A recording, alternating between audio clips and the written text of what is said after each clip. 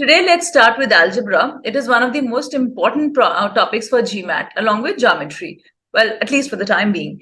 And arithmetic is extremely important too, along with number properties. So, well, algebra. Yeah. So we'll start with the terminology of algebra because it will help us understand some concepts, some core concepts really well. So let's jump in. Let me write down an expression 4x cubed y. Okay, this is a cube over here. Say minus 6x squared plus 5. Okay, this x and this y, this x, they are all variables, right? We don't have an actual value for them. They stand for different values. They could take different values at different times. These are called our variables. That is, they don't have a constant value like 5 does, right? 5 means 5 everywhere, whereas x could take a value of 1 sometimes, or minus 10 or whatever. So these are called your variables. We use x, y's, and z's most frequently as our variables, but we could use other letters as well, like p, m, n, etc. Now this, what is a coefficient? This 4 or this minus 6. They are the coefficients of the variables. So the coefficient of x cubed y is 4. It is the constant term that is multiplied or divided to the variables. So, for example, if I have minus 6 by 7 over here, then the coefficient of x squared over here will be minus 6 by 7, the constant term, including the negative, of course.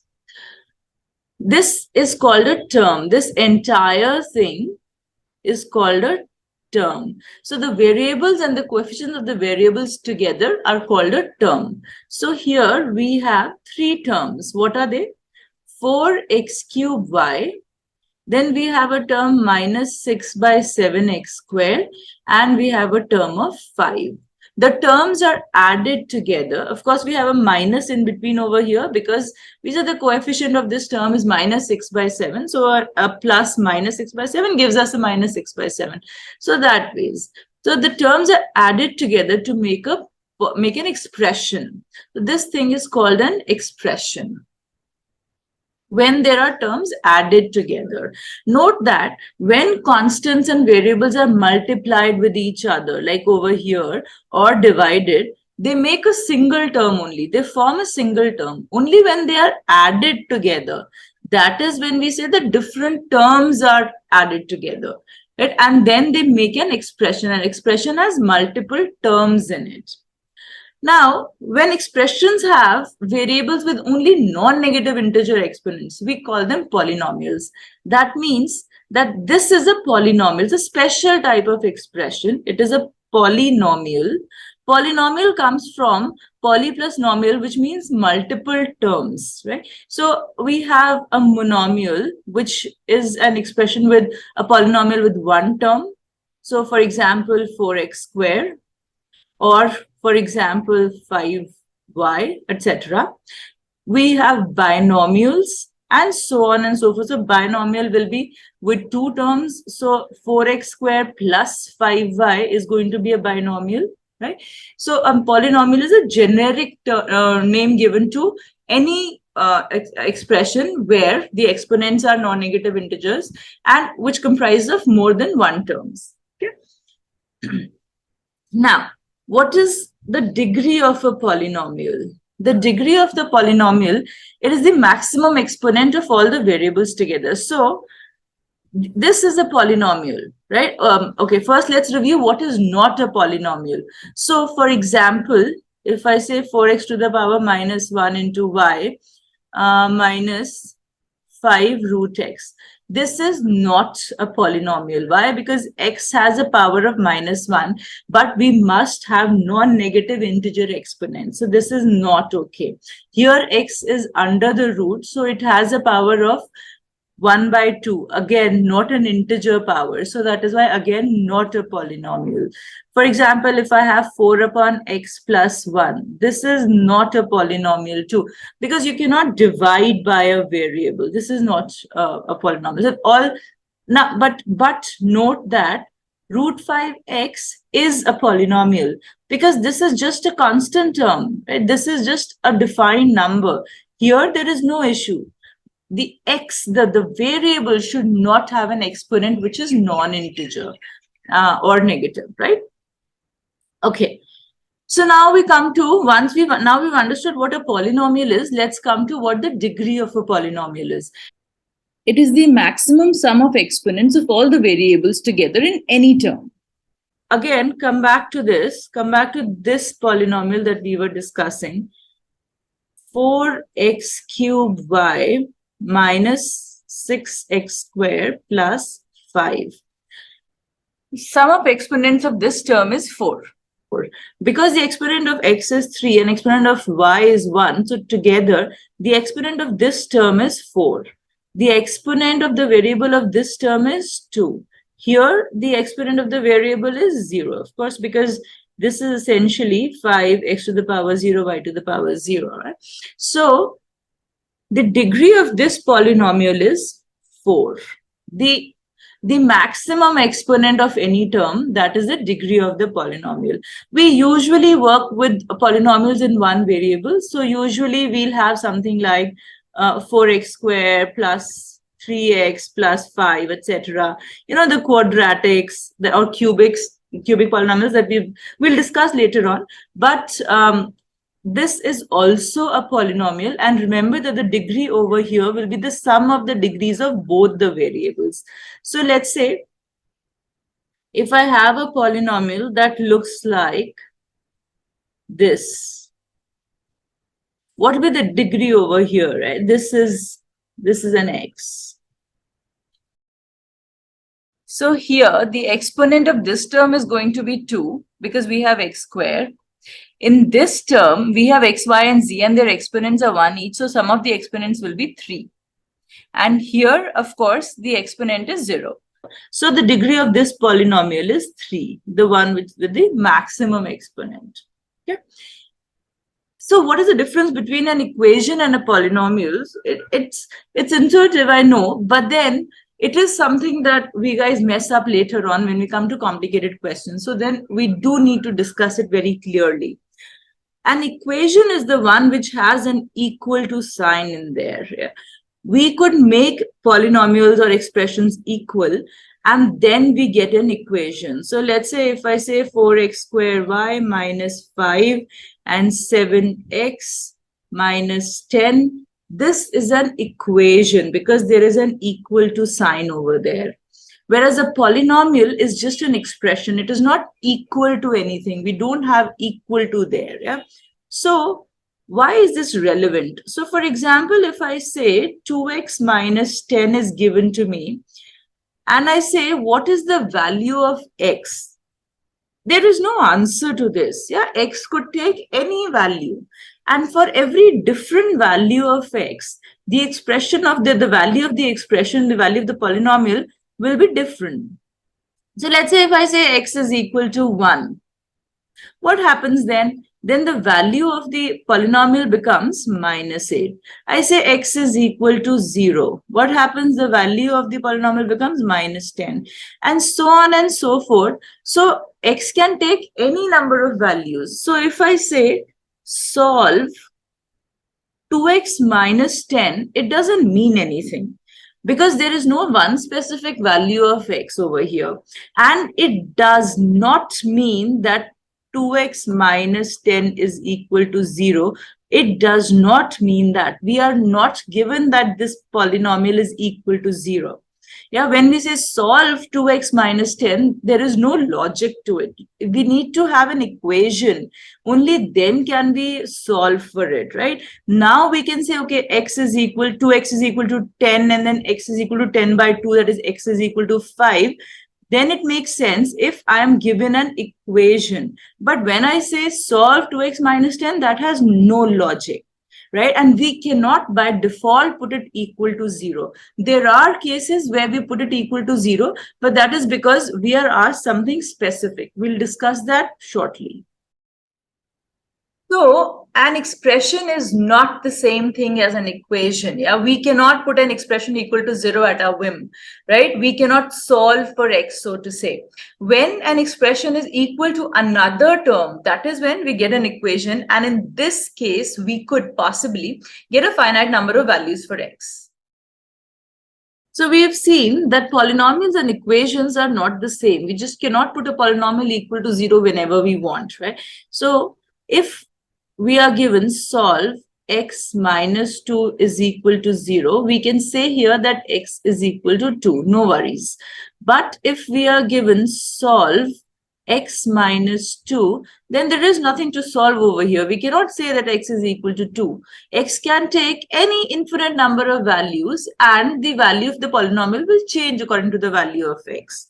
Now, there is a case where we put polynomial equal to 0 even though it is not given to us, and that is when we are asked for the root of a polynomial. So root of a polynomial is that value of x for which the polynomial becomes 0. So let's say if I'm asked what is the root of this polynomial x minus 2, what they're asking is for what value of x will this thing become 0. So then I can put it equal to 0 and then say x is equal to 2 is the root of this polynomial. Now, we have done this quadratics a lot, right? X squared, let's say minus 5x plus 6. We are asked for the roots of this quadratic. Then, even though it is not given that it is equal to 0, if we are asked for the roots of this polynomial, then how are we going to find the roots? That means they are asking us to put it equal to 0. They are saying that what are the values of x for which this entire thing will go to 0. So then we put it equal to 0 and solve the quadratic. We'll see it very soon, in the next few slides. So we'll not take it up over here. But the roots of a polynomial are those values of x or those values of the variable for which the entire polynomial becomes 0. So when we're asked for the root, we put the polynomial equal to 0 in that case. Now, a polynomial of degree n in one variable has at most n roots. So for example, if I have a cubic polynomial x square minus 5 x cube minus 5x square plus 7, then here we'll have this one will have at most 3 roots. There will be 3 values of at most 3 values of x for which this polynomial will become equal to 0. Now, why do we say at most? Because it is possible that there are fewer values for which it becomes 0. For example, when we have perfect squares, for example, what if we have x squared minus 2x plus 1. Now, for how many values of x does this thing become 0? There is only one such value, isn't it? When x is equal to 1, then this entire thing becomes 0. There is no other value because this thing is equal to x minus 1 whole square. So both the roots are 1 only. So that is why it is only one distinct root. So we say that it have the polynomial of degree n in one variable has at most n roots. It doesn't have more than n roots, but it has at most n roots. It could have fewer also. It could also have complex roots, that is imaginary roots. But we'll not take that right now. We'll again discuss it a little later. Okay, so now let's come on to the discussion of a factor of a polynomial. What do we mean by factor? All right. So let's say if I say that we are given 10 and we are asked, is 2 a factor of 10? What are we going to do? How do we find whether 2 is a factor of 10? We say that is there another integer with which we can multiply 2 to get 10? Right? So let's say if I have 7 and I ask you, is 2 a factor of 7? Now, is there another integer by which I can multiply 2 to get 7? No, there isn't. To multiply with 2, I will have to multiply 7 by 2 with it to get 7, right? And this is not an integer. 7 by 2 is not an integer. So 2 is not a factor of 7. But here we do have another integer, which is 2 into 5. So if we multiply 2 with 5, we do get 10. So that is why we say that 2 is a factor of 10. All right, then using the same logic, how do we know whether x minus a is a factor of the polynomial fx? Now, what is fx? Now, this is a function representation and we will discuss it a whole lot a little later. But for now, just think of it as the name of a polynomial, that this is a polynomial which is represented by fx.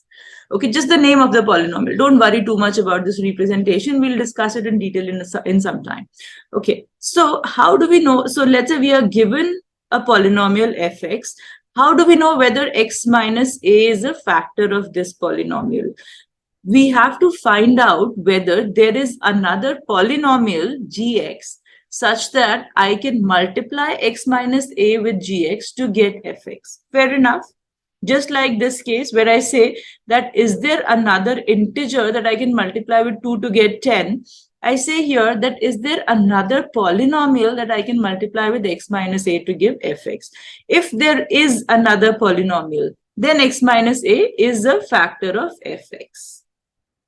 So let's say that x minus, there is another polynomial gx, and then that is why x minus a is a factor of fx. Okay, so fx is equal to x minus a into gx. Now, if fx is equal to x minus a into gx, what happens if I put x is equal to a? What do I get on the right-hand side? I get a minus a into ga. Into ga. All right. So a minus a becomes 0, which means that when I put x equal to a, then the fa, that is, if I put a in place of x, this becomes equal to 0. So fa, this just means that I have put a equal to x. So for example, if I was wondering whether x minus 2 is a factor of fx, something, fx is, let's say, x square minus 5x plus 11 or something like that. So I would say that when I put 2 over here, when I put in place of x, I put 2, if it is a factor of this, then this thing becomes 0. And when this thing becomes 0, when one of the factors is 0, then this product has to become 0 as well.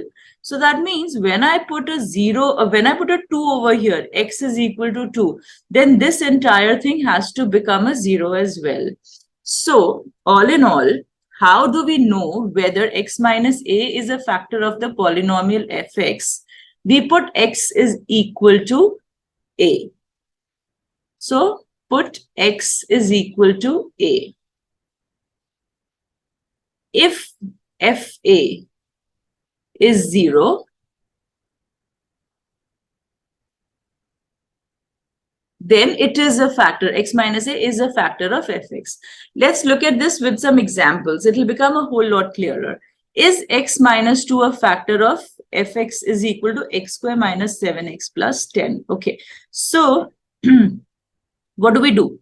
We are looking at whether x, let's write it down first. X square minus 7x plus 10 is equal to x minus 2 into gx. So we are interested in knowing whether there is a polynomial gx such that when I multiply x minus 2 with it, I get this particular polynomial. Now, let's assume that there is. Yeah, if there is, then when I put x equal to 2, then this thing will become 0. And of course, then this has to become 0 as well. So let me put x equal to 2 over here. What do I get? 4 minus 7 into 2, 14 plus 10, which is equal to 0. Great. So this means that x minus 2 is a factor of. So what is the other polynomial? Let me just rewrite it. Just make some space first. X square minus 7x plus 10 is equal to x minus 2 into something. Now, of course, when we multiply a polynomial with some terms with another polynomial with some terms, each term of each polynomial will get multiplied with each other. Okay, so we need an x square term over here on the left hand side, which means that since we have an x over here, we should have another x term over here, because the x will get multiplied with x and it will give us the x square term. All right. Now we also need the constant plus 10 over here on the left hand side, and we have a constant minus 2. We know that a constant will be obtained only by multiplying two constants. We cannot multiply a term with x with a constant to get a constant term. It has to be multiplied with another constant over here. So then there must be a term minus 5, so that minus 2 gets multiplied with minus 5 to give us the plus 10 on the left hand side. Okay, now are there going to be any other terms in this? Are there going to be any other? Let's say, will there be an x square or an x cube? Think about it.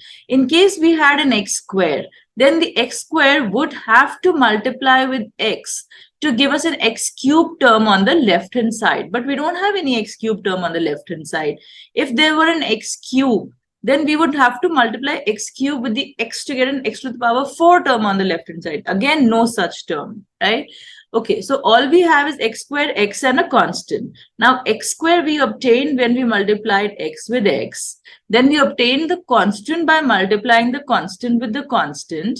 And now let's check that the middle term is what we needed it to be, right? So when we multiply x with minus 5, we get minus 5x. And when we multiply this minus 2 with this x, we get a minus 2x. So overall, we get a minus 7x of the x term. And that is what we require. Okay? All right. So that this means that the other factor of fx is x minus 5. Correct. Okay, let's look at another example now. Is x minus 4 a factor of fx is equal to x cube minus 3x squared plus 9x plus 1? Okay, so we are given x minus 4 a factor of so and so. Now, how do we know whether x minus 4 is a factor of this particular polynomial? We'll put x equal to 4 and then check. Okay, so then we say 4 cube minus 3 into 4 square plus 9 into 4 plus 1. So this gives us 64 minus 48 plus 36 plus 1, which is minus 48 and is minus 12 plus a minus 11 and 53. Okay, so we do not get 0 over here. So that is why we can say that x minus 4 is not a factor of fx, right? If not, what is the remainder when fx is divided by x minus 4? Well, the remainder in this case is going to be the same 53 that we obtained by putting x is equal to 4. Now, let me show you this. So, and why does the remainder not have any x terms, and why is it a constant? Let's see why it is so. So, x cube minus 3x square plus 9x plus 1 is equal to, now, if x minus 4 were a factor, then there would be another factor gx which would multiply and give us this particular left-hand side, the fx. Okay, so for now, let's assume that x minus 4 is a factor of this, and let's see what we get gx as. So I would start with the x squared term to get the x cube on the left-hand side, so that x into x squared can multiply to give the x cube. So there must be an x squared term over here. Okay, now we need a minus 3x squared. So the minus 4 here will multiply with x squared to get minus 4x squared, but we need a minus 3x squared. Then what should we do? Then we must have another plus x square from somewhere, so that minus 4x square plus x square gives us the minus 3x square.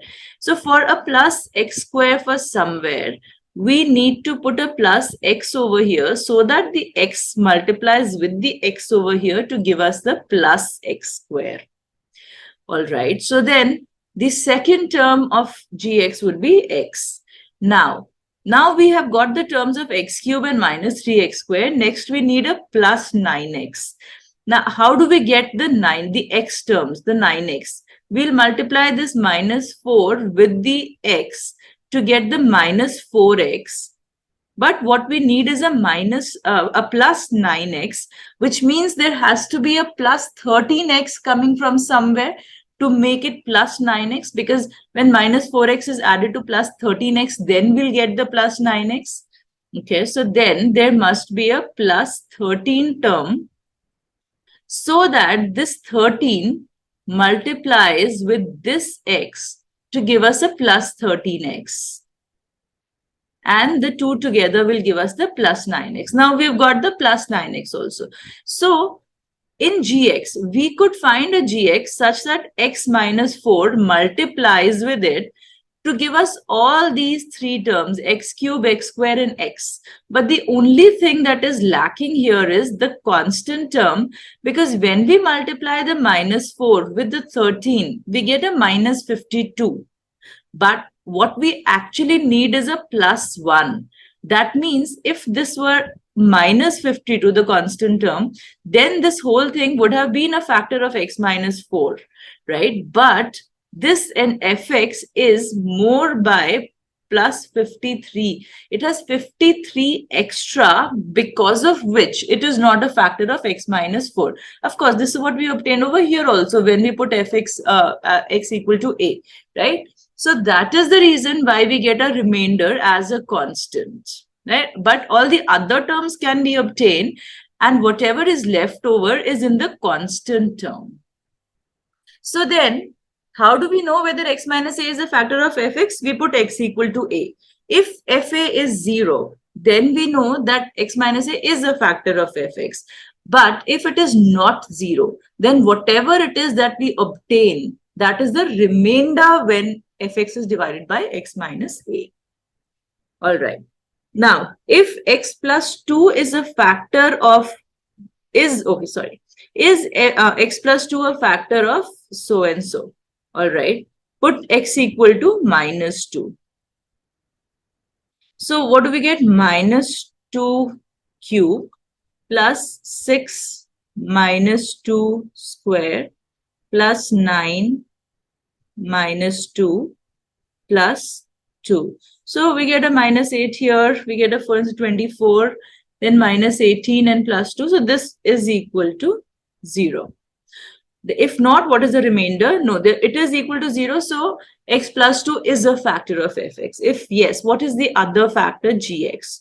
Okay, so what do we need? We need x cube plus 6x square plus 9x plus 2 is equal to, so we know that x plus 2 is one of the factors.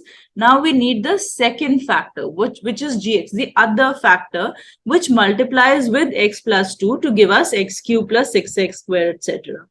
Okay, so how do we get the x cube? We multiply x with x square over here. So there must be an x square.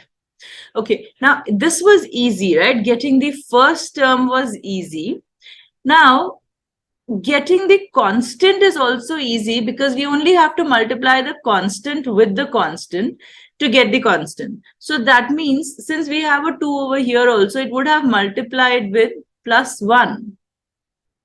Because then 2 into 1 would have given us the plus 2. So for this, we've got the constant term also. Now, what about the middle term, the x term? So we can use one of the two methods. One, to get 6x square, we can look at how we got the 6x square.